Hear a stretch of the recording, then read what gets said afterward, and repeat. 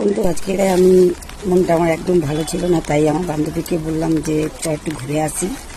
তো আমি ওনাদের বাপের বাড়ি এসেছি জগদ্দল। তো ওদের গাছপালাগুলো দেখাচ্ছি, দেখুন মানে একটু জায়গা চেঞ্জ হলে মনটাও ভালো থাকে, প্লাস আমাদের একটু ঘরের বাইরে বেরানোটাও খুব দরকার। তো যাদের বাড়ি এসে হিন্দু, ঠিক আছে,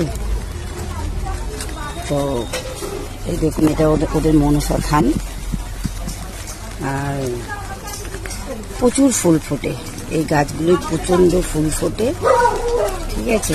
আমি এসে দেখলাম, তারপর আমি তো এই লঙ্কা গাছে লঙ্কা, দেখুন লঙ্কা ঝুলছে, দেখুন গাছ ভর্তি লঙ্কা।